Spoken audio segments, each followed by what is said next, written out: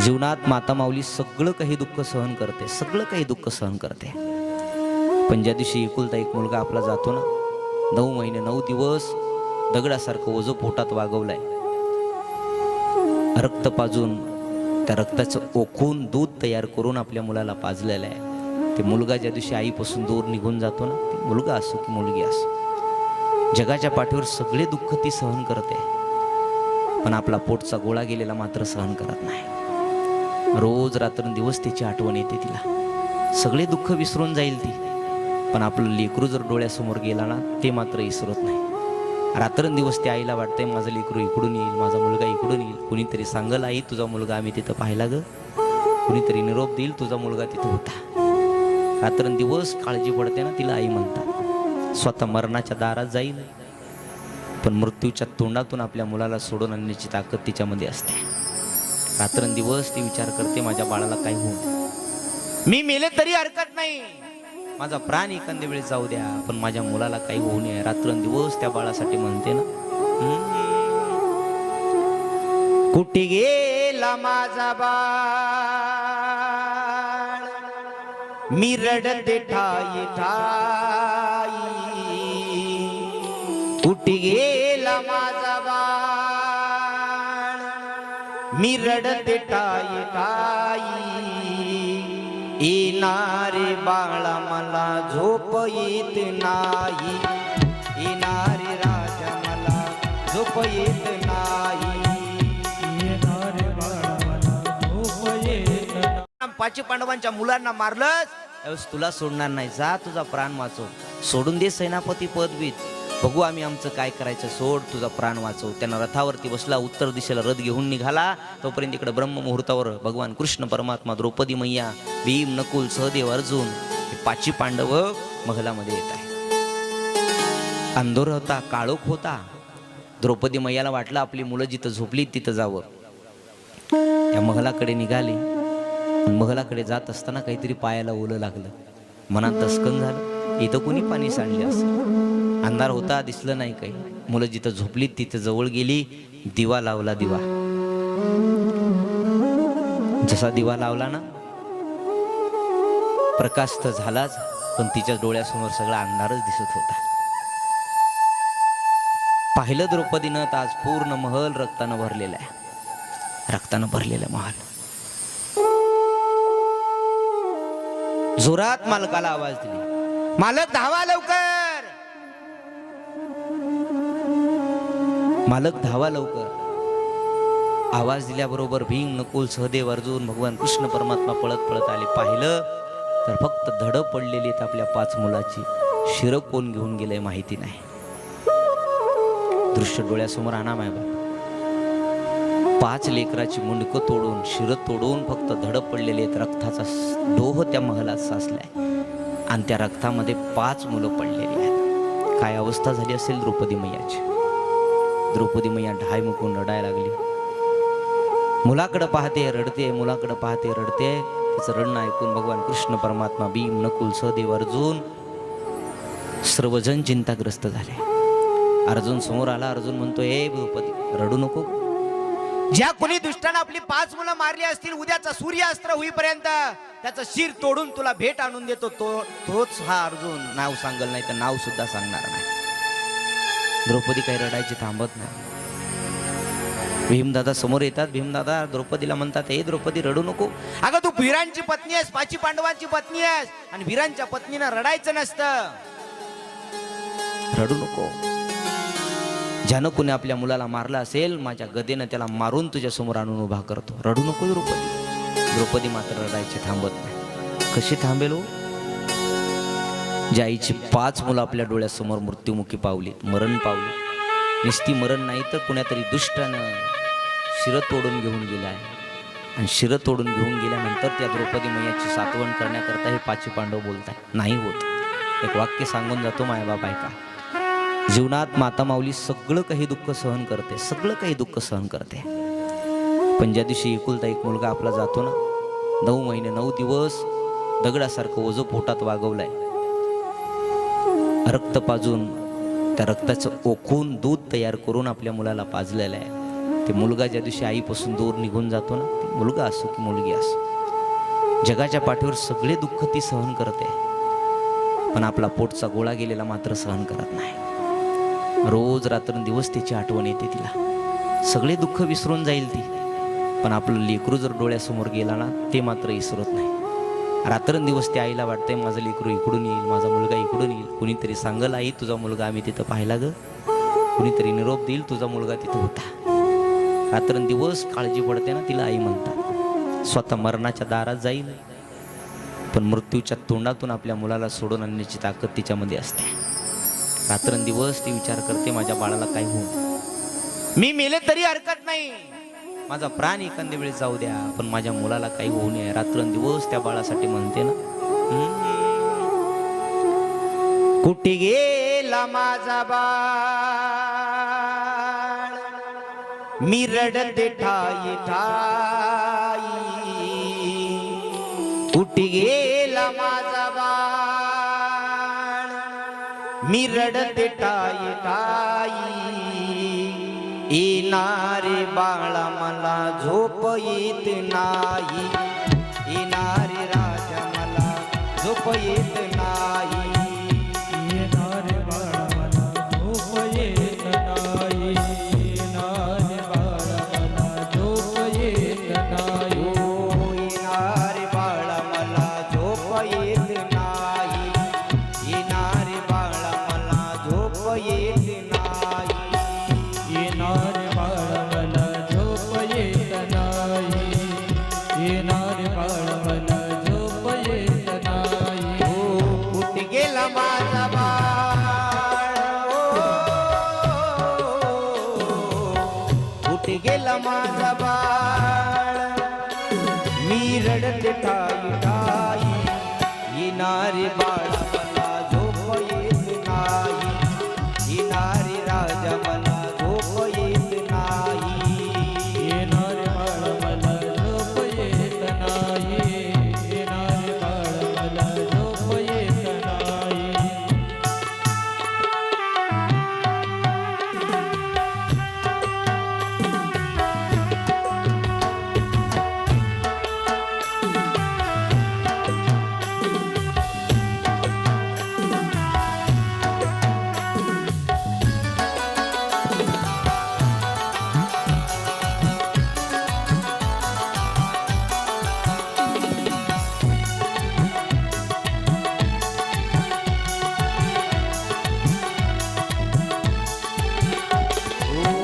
आई तुझी रे भोळ्या मनाची, आठवण येते तिला तिच्या रे दुधाची. आठवण येते तिला तिच्या लेकराची, आठवण येते तिला तिच्या लेकराची. आई तुझी रे भोळ्या मनाची, आठवण येते तिला तिच्या रे दुधाची. आठवण येते तिला तिच्या लेकराची, आठवण येते तिला तिच्या लेकराची. रोज उठून ती ओ, रोज उठून ती गाते रे अंगाई. येणारे बाळा मला झोप येत नाही, येणारे राजा मला झोप येत नाही. येणारे बाळा मला झोप येत नाही, येणारे बाळा मला झोप येत नाही.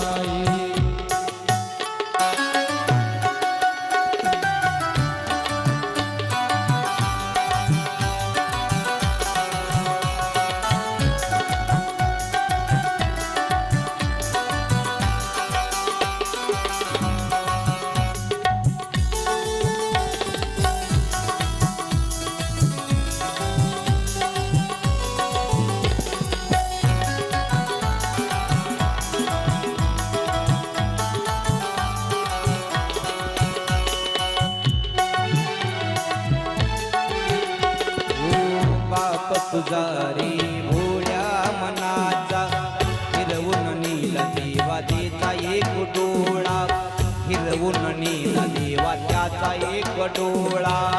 हिरवून नेला त्याचा एक डोळा, हिरवून नीला देवा त्याचा एक डोळा, तुझा रे भोळ्या मनाचा फिरवून नेला देवा त्याचा एक डोळा फिरवून नेला देवा त्याचा एक डोळा फिरवून नेला देवा त्याचा एक डोळा रोज उठून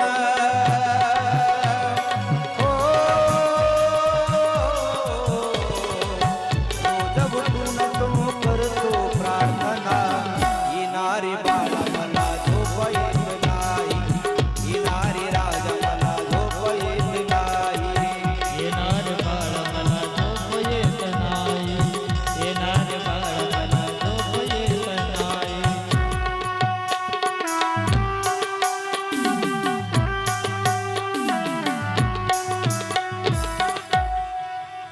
आयुष्यभर आपल्या लेकरासाठी रडतो तो बाप आपली आई रात्रंदिवस त्यांना वाटते कुठून तरी येईल माझं लेक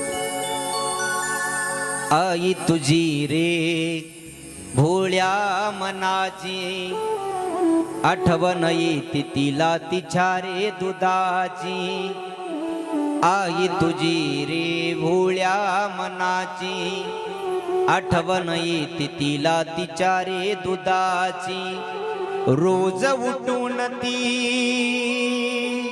हो रोज उठून ती गाते रे अंगाई येणारे बाळा मला झोप येत नाही येणारे राजा मला झोप येत नाही कुठे गेला माझा बाळ हो कुठे गेला माझा बाळ मी रडते ठाई ठाई येणारे बाळा मला झोप येत नाही येणारे राजा मला झोप येत नाही रात्रंदिवस ती आई आपल्या मुलासाठी रडत असते जीवनात सगळे दुःख ती विसरून जाते पण आपला लेकरू गेलेलं दुःख मात्र तिला कधीच विसरता येत नाही सगळं जरी सुख असलं ना तरी ते सगळं सुख एकीकडे आहे आणि मुलगा गेल्याचं दुःख एकीकडे आहे त्या सुखाशी काही घेणं देणं नसतं तिचं किती जरी मिळालं ना तरी त्या मुलापुढं सगळं काही कमी असतं कल्पना करा या द्रौपदी मैयाची 5 मुलं मारलीत 5 शिर तोडून घेऊन गेलाय कोणीतरी धड फक्त पडलेली आहेत शरीर फक्त पडलेली आहेत रक्ताच्या सांडोळ्यात रक्ताच्या डोहात ही पडलेली 5 मुलं भीम नकुल सहदेव अर्जुन सगळ्या जणांनी सात्वन केलं पण नाही थांबली रडायची द्रौपदी मा कशी थांबेल तरी हो तेवढ्यामध्ये भगवान कृष्ण परमात्मा द्रौपदी समोर येत आहेत द्रौपदीला म्हणतायत द्रौपदी रडू नको ग कशा करता रडते द्रौपदी अगं तू 5 वीरांची पत्नी आहेस 5 पांडवांची पत्नी आहेस ग तू आणि 5 पांडवांच्या पत्नीला रडायचं नसतं अगं निस्ती 5 पांडवांची पत्नीच नाहीस तर या जगाच्या मालकाची बहीण आहेस मी तुझ्या सोबत आहे ग त्यावेळेस रडणाऱ्या द्रौपदीने 5 पांडवांना तर बोलली नाही पण कृष्ण परमात्म्याला बोलायला लागली देवा तू समजून सांगतोस ना मला ठीक आहे ऐकते मी पण देवा तुला काय माहिती रे आईचं दुःख तू अनेक अवतार घेतलीस रे देवा तू भक्तासाठी कधी कच्छ झालास कधी मच्छ्य झालास कधी वराह झालास कधी नरसिंह झालास पण देवा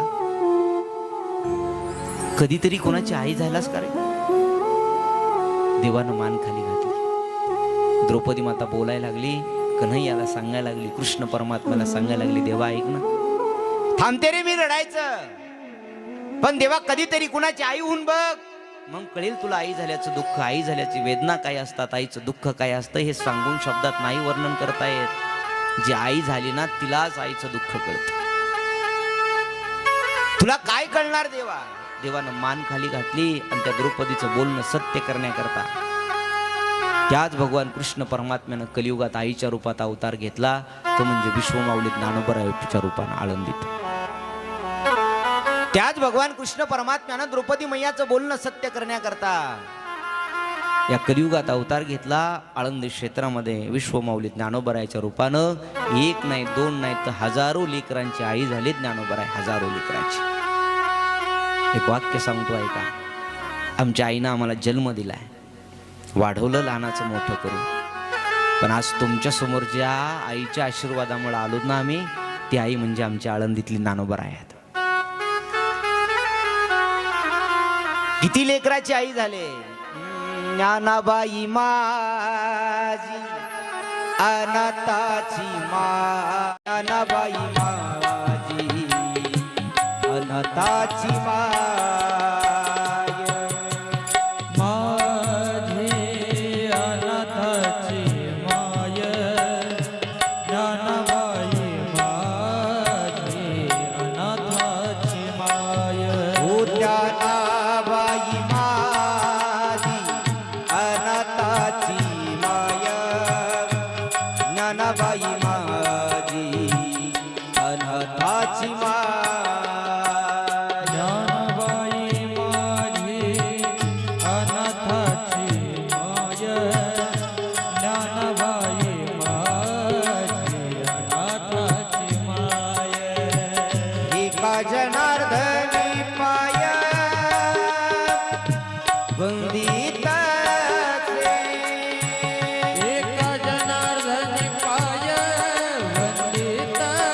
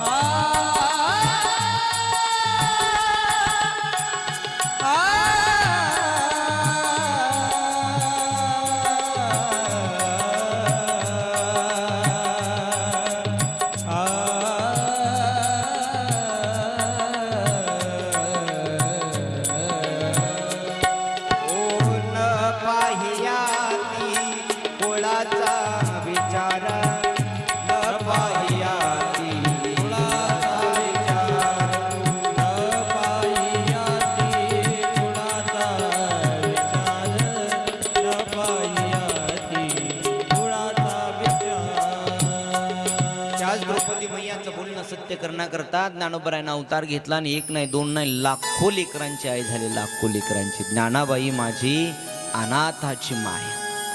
ज्ञानोबराय पुरुष होते पण तरी सुद्धा त्यांना माऊली म्हटल्या गेलं. का? माऊली त्या म्हणतात जिला कुणाची तरी आई होता येते. माऊली म्हणतात तिला. एक नाही दोन नाही ओ लाखो लेकरांची ज्ञानोबराय आई झाली. लाखो लेकरांची. ज्याला खरंच समाजानं टाकून दिलं. गावातल्या लोकांनी त्रास दिला, टाकून दिलं, सोडून दिलं. घरातल्या लोकांनी सोडून दिलं. आणि तो माणूस जरी आळंदी नगरीमध्ये आला, आळंदी क्षेत्रामध्ये आला, तरी सुद्धा त्याच्या जीवनाचं सोनं ज्ञानोबरायानं केलं. आणखी सोपं सांगू. जी लेकरं आगाव कळतेत ना. जी लेकरं आगाव गावाला त्रास देतात, मायबापाला त्रास देतात, आणि ती मायबाप पुन्हा आमच्याकडे येतात. महाराज पोरग लईच आगाव झाले, घेऊन जा बरं तुमच्या सोबत म्हणतात ना. आगाव झालंय घेऊन जा सोबत. म्हणजे चांगलं लेकरू असल्यावर देणार नाही. हुशार असल ती बी देणार. ते इकडंच डॉक्टर इंजिनियर की वकील, कारण त्याच्यात बेसतं जास्त. इकडंच म्हणते. आणि मग जे आगाव आहे काही शिकना, अहो म्हशी बी राखायच्या जे कामाला येणार, त्या लेकराला मग मायबाप म्हणतात आळंदीला टाकाव काही की त्याला म्हणतात ना.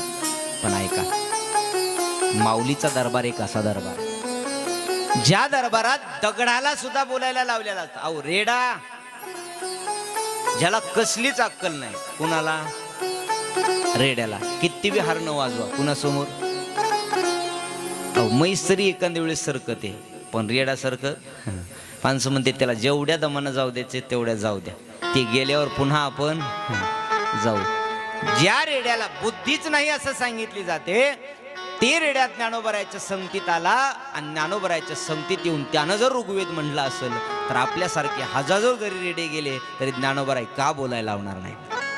100%. म्हणून आळंदीत गेलात ना, आळंदीच्या मातीतून सुद्धा आळंदी का कनकन बोले श्री ज्ञानेश्वर माऊली. आळंदी का कनकन बोले श्री ज्ञानेश्वर माऊली.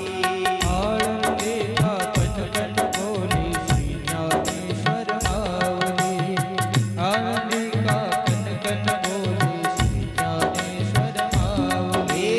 इंद्रायणी का जलवे बोले श्री ज्ञानेश्वर माऊली. बोला टाळी वाजवा. एक मिनिट.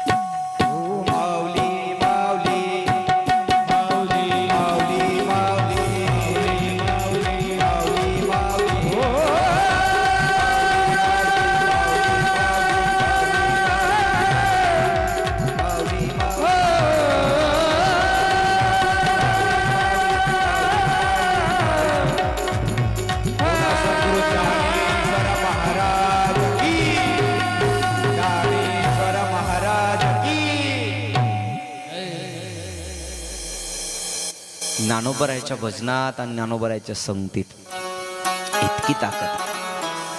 अहो माती सुद्धा ज्ञानोबरायाच्या, आज सुद्धा ज्ञानोबरायाच्या समाधीतून रामकृष्ण दोन्ही निघतो. आज ज्ञानोबराय हे संजीवन समाधीत आहे. गेल्या गीता जयंतीला ज्ञानेश्वर महाराजांची जयंती असते बघा, म्हणजे एक महिना जवळपास झाला. आता ही भागवत एकादशी याच्या अगोदरची जी एकादशी झाली, त्या दिवशी ज्ञानोबरायाला जन्मून 750 वर्ष झाले. म्हणून ज्ञानोबरायाच्या मंदिरावरती सुद्धा त्या दिवशी सुवर्ण कळस लागला, सोन्याचा कळस बसवला. जो कळस दरवर्षी ज्ञानोबरायाच्या आषाढी वारीला, ज्याचं पुण्य असतं ना, त्या आषाढी वारीला मंदिरातला कळस सुद्धा हल्लेला पाहतो आपण. ज्ञानोबराय या जगाला सांगून जात आहे की माझ्या पांडुरंग परमात्म्याच्या भेटीला आज मी आळंदी नगरीतून जातोय. आकाशातून 84 सिद्धांचा सिद्ध भेटी मेळा, 84 सिद्धांचा सिद्ध भेटी मेळा. 84 सिद्ध आकाशातून विमानाची दाटी, पुष्पांचा वर्षावा स्वर्गाभूनी देव करीता. ती कोणत्या गावात? कुठेही नाही, त्या आळंदी हे गाव पुण्यभूमी ठाव, दैवताची नाव सिद्धेश्वर. कधीतरी आळंदीची यात्रा करावी माणसाने, आळंदीला जावं. असं म्हणता जो करील याची यात्रा, तो तारील सकळ ही गोत्रा. जे ज्ञानोबरायाच्या दर्शनाला आली ते सगळ्या गोत्राला तारता.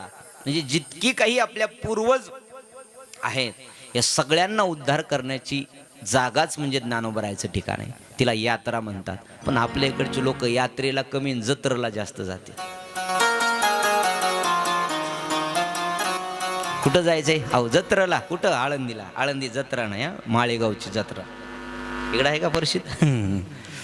आळंदीची यात्रा. यात्रा म्हणजे काय? या आणि या भवसागरातून तरुण जा, तिला यात्रा म्हणतात. इथं आल्यानंतर निस्त्या खेळण्या नाही घ्यायच्या. इथं आल्यानंतर ज्ञानोबरायाला समजायचं, इथं आल्यानंतर ज्ञानोबरायाला आपलंसं करायचं, इथं आल्यानंतर ज्ञानेश्वरीला आपलंसं करायचं, इथं आल्यानंतर हरिपाठाला आपलंसं करायचं.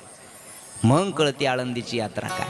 चला, या द्रौपदी मैयाचं बोलणं सत्य करण्याकरता भगवान कृष्ण परमात्म्यानं कलियुगात अवतार घेतला, तो म्हणजे ज्ञानोबरायाच्या रूपानं. त्यावेळेस भगवान कृष्ण परमात्मा द्रौपदीची सात्वन करत असताना बघता बघता पहाड झाली. सांगितलं हे दुष्ट अश्वत्थाम्याने मारले. अर्जुनाला सांगितलं. भगवान कृष्ण परमात्मा 2 जण रथावरती बसून निघाले.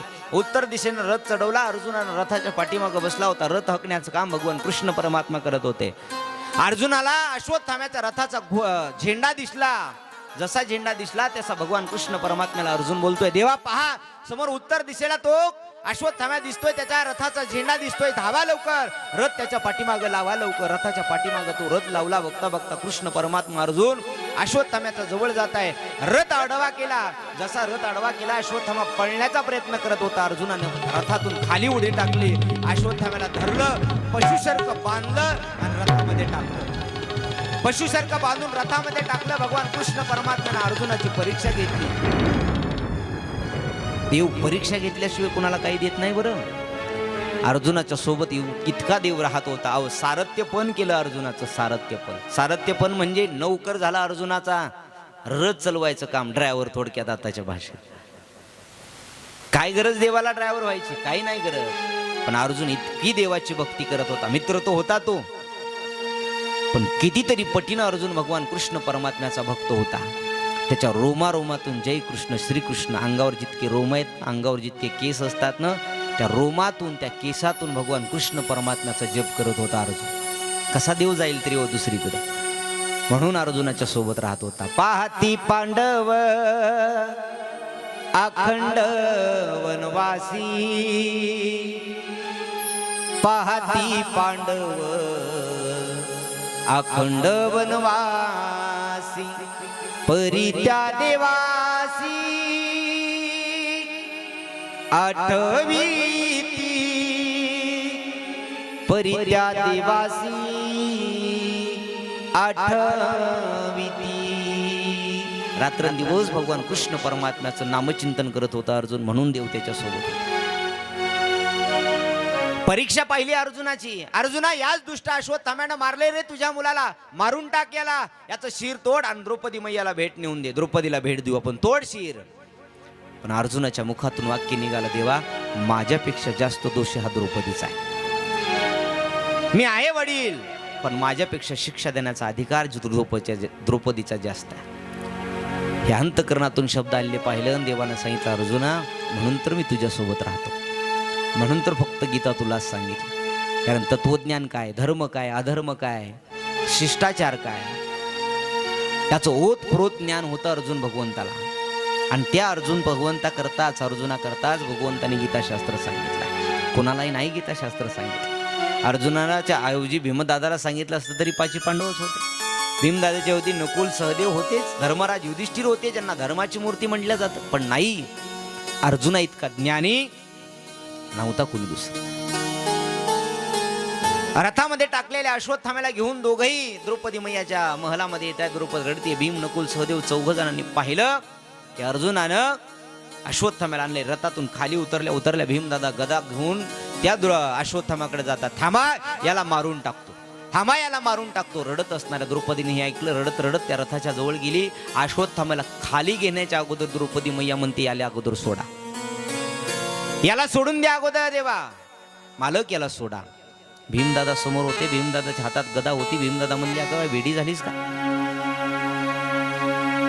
आतापर्यंत ज्या मुलांकरता रडत होतीस ना, त्याच मुलाला मारणारा हा दुष्ट आहे, आणि याला सोडून द्या. डोळे पुसले द्रौपदी मैयानं. रडत रडत द्रौपदी मैया भीमदादाला हात जोडते आणि सांगते, मालक हो मी रडते, माझी 5 मुलं गेलीत. हो. अगं मग याला का सोडायचं, मारून टाकू दे याला. मी तर म्हणतो अर्जुनानं इथं आणलंच कशाला याला, याचं शिर तोडून आणाय पाहिजे होतं आम्हाला दाखवण्याकरता. त्यावेळेस द्रौपदी माता भीमदादाला हात जोडून बोलते, मालक याला मारू नका, याला सोडून द्या. जे दुःख मी भोगते ना, ते दुःख पुन्हा अश्वत्थाम्याच्या आईला मला द्यायचं नाही. कारण तोही कुणाचा तरी मुलगा आहे. तो गेला तर त्याची आई सुद्धा माझ्यासारखी ढसाढसा डरली. एका मुलाचं दुःख काय आणि 5 मुलाचं दुःख काय सारखंच आहे. मी आज जे दुःख भोगते ना, ते दुःख पुन्हा मला कुणाला द्यायचं नाही. हे वाक्य ऐकलं भगवान कृष्ण परमात्मा द्रौपदीला सांगायला लागले, द्रौपदी तुझी कीर्ती चंद्र सूर्य आहे तोपर्यंत अजरामर राहील. कारण द्रौपदी एकटीच अशी होती बघा, की तिनं आपल्याला झालेलं दुःख पुन्हा कुणाला होऊच नाही याच्याकरता कष्ट केले. भगवान श्रीकृष्ण परमात्म्याची सख्खी बहीण होती सुभद्रा. सख्खी बहीण होती सुभद्रा. पण 24 तास भगवान कृष्ण परमात्मा द्रौपदी मैया सोबत राहायचे. द्रौपदी मानलेली बहीण आहे, पण तरी सुद्धा तिच्या सोबत राहायचे. का तर द्रौपदी तितकी दयावान होती. आपल्या मुलाला तर सोन्या राजा कुणीही म्हणतं ना, आपल्या पोराची दया तर कुणालाही येते. आपल्या लेकरावर तर कोणतीही आई प्रेम करते, पण आई ती श्रेष्ठ सांगितली जाते जी आपल्या लेकराला आहे प्रेम करते, आपल्या लेकराविषयी जी भावना धरते, तीच भावना तेच प्रेम जर दुसऱ्याच्या लेकराविषयी झालं ना, त्या दिवशी तुमच्या अंतकरणात खरी दया आली. ती दया होती द्रौपदी मातेकडे. आपलं म्हटलं की लोक पोरग लेकरू म्हणतात आणि दुसऱ्याचं म्हणलं की कार्ट. असं आहे नाही. दया करणे जे पुत्राशी तेची दासा आणि दासी प्रमाणे संतांच्या. जे आपल्या लेकरावर प्रेम करतायत तेच प्रेम आपल्याला शेजारच्यावर करता यावं, तेच प्रेम कुठल्याही लेकरावर करता यावं. त्या दिवशी आपल्या अंतकरणात मातृभाव जागा होतो. त्या दिवशी आपल्या अंतकरणात दया येते. ही दया द्रौपदी मैयाकडे होती, म्हणून भगवान कृष्ण परमात्मा त्यांच्या सोबत राहत होता. आणि कृष्ण परमात्म्याने सांगितलं भीमदादाला, दादा द्रौपदी म्हणते तेच करा. अहो देवा तुम्हाला तरी कळलं. अहो देवा याच दुष्टाने आपली 5 मुलं मारली आहेत आणि याला सोडून द्या. नाही नाही, कदापि सोडून देणार नाही मी याला. द्रौपदी मैया समोर आली, हात जोडले. द्रौपदीने सांगितलं, मालक ठीक आहे मारा याला, पण माझा एक प्रश्न आहे. आणि बोल. याला मारून जर माझी 5 मुलं परत येत असतील तर याला बिंदास मारा, नाही तर याला सोडून द्या. याला मारण्यानं जर माझी 5 मुलं वापस येत असतील, जागी होत असतील, तर अश्वत्थाम्याला मारून टाका, मी नाही अडवणार तुम्हाला. मान खाली घातली भीमदादा. भीमदादा म्हणतात, द्रौपदी अगं काय करणार? त्यावेळेस भगवान कृष्ण परमात्मा म्हणतात, अर्जुन फक्त याचा अपमान कर, याचा सैमंतक नावाचा मणी काढून घे, याचं मुंडन करून हाकलून दे. शहाण्या माणसाला शब्दाचा मार असतो. लेकरं मोठी झाली, लेकरं शहाणी झाली की त्यांना हाताने मारायचं नसतं. आणि हाताने मारायला जी जी बाप गेली त्याचे हातच मोडले. कोण?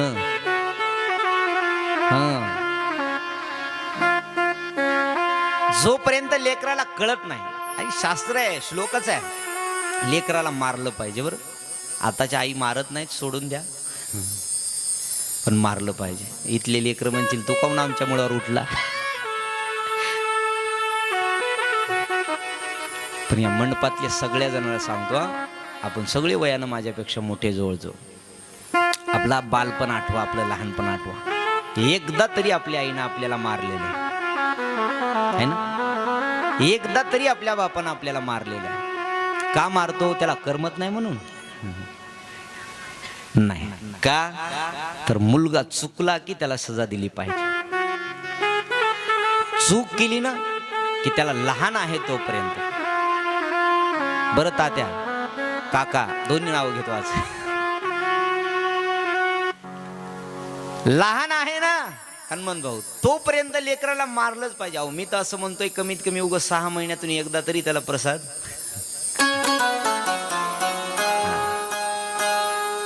ते वाईट वागणारच नाही. त्याला कळेल की आपली आई आपल्याला का मारते, आपला बाप आपल्याला का मारतोय, कळेल त्याला. चांगली असल्यावर नका बरं. चुकला ना त्याला नाही सोडायचं. कुठपर्यंत? जोपर्यंत त्याला चांगलं कळत नाही तोपर्यंत. त्याला एकदा का कळायला लागलं की पुन्हा नाही मारायचं त्याला, पुन्हा शब्दाचा मार आहे त्याला. पूर्वीच्या आई होत्या बघा अशा, की पोराला पुरीला आवाज दिला की लेकरू जागेवरच बसायचं, जागेवरच बसायचं. आताच्या आईला राग राग बी करता येत नाही. आई बोलत बी नाही. आई एवढीच म्हणते, पिल्या, पिलू बघ तुझ्या पप्पाला नाव सांगितलं, इतकंच म्हणते, आहे की नाही? पण पूर्वीची आई सांगू का भाषेत त्याच्या, मला सगळंच येत आहे.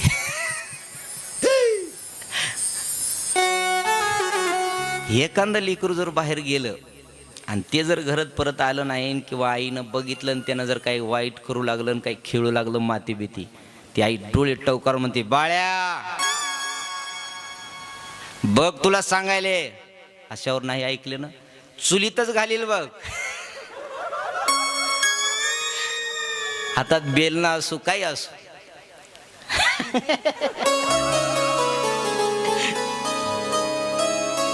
बापाच्या हातात नाही देत. देत होती का? अहो नाही, आता ह्या नवीन देतात.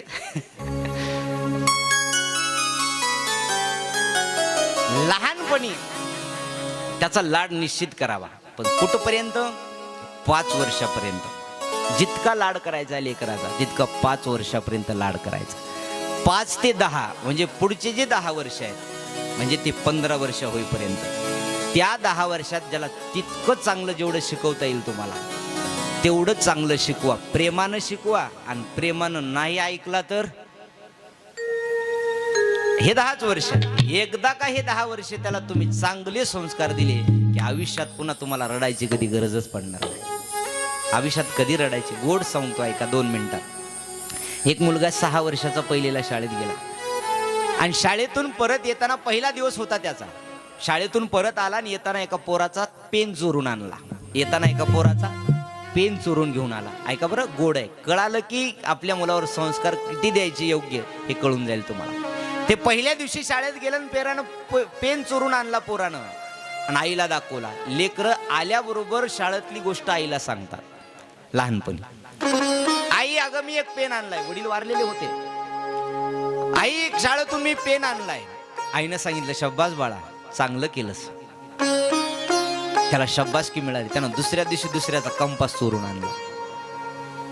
आईला आल्या आल्या दाखवलं, आई आज मी कंपास आणला. बरं झालं बाळा, चांगलं केलंस. पुन्हा तिसऱ्या दिवशी एक जणाची वही चोरून आणला. असं करत करत चोऱ्या करायला लागला. 4च वर्ष शाळेत गेला, फक्त 4थी पर्यंत.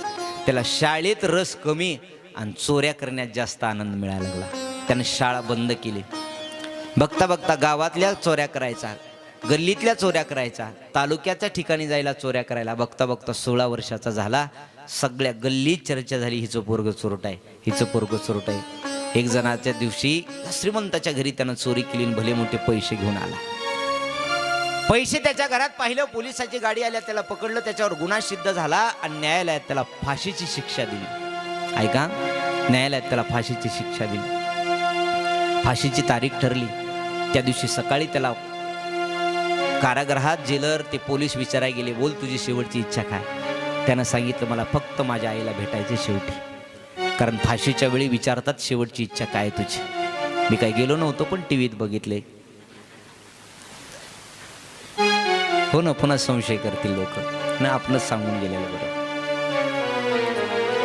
त्यानं सांगितलं, मला माझ्या आईला एकदा भेटायचंय, माझ्या आईला एकदा डोळे भरून पाहायचंय. त्या जेलरलाही वाटलं मातृभक्त असेल, चांगली इच्छा मनात पूर्ण की, चांगली इच्छा केली आहे, जा त्याला घेऊन जा, त्याच्या आईला भेटून आणा, त्याला वेळेवर आपल्याला फाशी द्यायची. गाडीत बसवलं. बघता बघता गाडी त्याच्या गावात आली. त्या आईला कळालं होतं माझ्या मुलाला फाशी देणार आहेत. रडत होती, भांडे घासून दुसऱ्याच्या घरी. तिनं आतापर्यंत मुलाला वाढवलं होतं. रडायला लागली. रडता रडता पोलीसची गाडी घरी आली, तिच्या कानावर पडलं, बाहेर आली रडत रडत. पोलीसच्या गाडीतून तिचं पोरगं उतरलं. त्या पोलिसांना त्यानं विनंती केली, साहेब माझ्या आईला मला गळा मिळून भेटायचंय. हातातली बेडी काढताल, हातकडी काढताल थोडी. पोलिसाला दया आली, त्याने हातकडी काढली, आईच्या समोर आला. आई डोळे भरून रडत होती. पोराच्या तोंडावरून हात फिरवायला हात उचलला, तेवढ्यामध्ये या पोरानं हात उचलला, जोरात चापट माईच्या कानाखाली मारली. आईच्या कानाखाली चापट मारली. जशी चापट मारली तशी 4 पोलीस सोबत आलेले पळत पळत आले. त्याला हाताला धरलं, बेड्या हातात घातल्या. मूर्खा, विचारलं त्याला, वेडा झालास? अरे आईची इच्छा केलीस भेटण्याची, म्हणून आईला भेटण्याकरता तुला आलो. आम्हाला वाटलं पाया पडशील, आलिंगन देशील, गळा भेट घेशील, तू आईला मारलंस. ते मुलगा ढसाढसा रडायला लागला. रडता रडता आईला सांगितलं, आई आज माझ्यासाठी रडतेस? अगं आई, ही चापट आज मी तुझ्या गालावर का मारली? म्हाताऱ्या माईला कळत नव्हतं काही. रडत रडत म्हातारी माई म्हणली, बाळा काय चुकलं रे माझं? तुला हाडाचं काढं रक्ताचं पाणी करून दुसऱ्याच्या घरी भांडे घासून सांभाळलं, म्हणून मला चापट मारलीस. ते पोरग रडत रडत पोलिसांच्या समोर, हातातल्या बेड्या होत्या ना त्याच्या, त्या बेड्या हातातल्या दाखवत त्या माईला म्हणायला लागला, आईला, आई ही चापट ज्या दिवशी मी पहिलीला शाळेत गेलो होतो, एका पोराचा पेन चोरून आणला होता, त्या दिवशी ही चापट तू जर माझ्या गालावर मारली असतीस तर उभ्या आयुष्यात तुझं पोरग तुझ्यापासून दूर गेलं नसतं आणि मला रडत बसण्याची गरज पडली नसती. आज मी तुझ्यापासून दूर गेलो नसतो. आई, ही तू चूक केलीस अगोदर, म्हणून माता माऊल्या हो श्रेष्ठ सांगितल्या जातात बरं तुम्ही. आईच्या हातात असतं मुलगा कसा घडवायचा, आईच्या हातात असतं मुलगी कशी घडवायची. आई ही लेकराची पहिली गुरु असते आणि पहिलीच गुरु जर चांगली नाही मिळाली तर तिच्या जीवनाची वाटचाल योग्य होत नाही बघा. काही काही लहानपणीच लेकरं हुशार असतात, लहानपणी लेकरं हुशार नसतात, त्याच्या आईचे संस्कार असतात. त्याच्या 7व्या महिन्यापासून असं म्हणतात बरं, लेकरू पोटात असताना 7व्या महिन्यापासून त्या बाळाला ऐकायला येतं. 7 ते 9 महिने, 2 महिने त्याला चांगलं आकळतं, चांगलं ऐकायला येतं. त्या 2 महिन्यात तुम्ही जेवढं जेवढं चांगलं कर्म करता, त्याच कर्माचा फळ त्या 2 महिन्याचा उभ्या आयुष्यावर त्याचे संस्कार होतात. उभ्या आयुष्यात ते 2 महत्वाचे महिने. आळंदीत घडलेली घटना यूट्यूबला टाकलं तर बघताल तुम्ही. एक आमचा मित्र आहे संतोष म्हणून, माळी विकतो संतोष म्हणून, आणि त्याचं 4थीला पोरग होतं. 4थीला त्या 4थीच्या पोरानं पूर्ण ज्ञानेश्वरी पाठ केली होती. कितवीचं पोरग? 4थीचं पोरग, पूर्ण ज्ञानेश्वरी पाठ आहे. ज्ञानेश्वरी. कार्तिकीला त्याचा सत्कार झाला आणि त्या सत्काराच्या वेळी त्याच्या आईला 2 मिनिटं बोलायची संधी दिली. सद्गुरू जोग महाराज वारकरी शिक्षण संस्थेमध्ये सगळी महाराज मंडळी उपस्थित होते आणि तिथं आईला बोलायची संधी दिली. आणि बोलत असताना त्या आईनं माईक घेतलं आणि सांगितलं, म्हणे मी काही दुसरं केलं नाही. अगं आयुष्य गेलं, काही काहीच ज्ञानेश्वरीची एक ओवी पाठ झाली नाही. तुझ्या मुलानं असं काय केलं की ज्ञानेश्वरी पाठ झाली? त्यावेळेस तिनं माईक हातात घेतलं आणि तिनं सांगितलं, 7 ते 9 या 2 महिन्यात ज्ञानोबराच्या मंदिरात जाऊन 108 ज्ञानेश्वरीची पारायण केली. तेव्हा माझ्या ज्ञानोबरायनं माझ्या झोळीत ही ज्ञानेश्वरीच टाकली.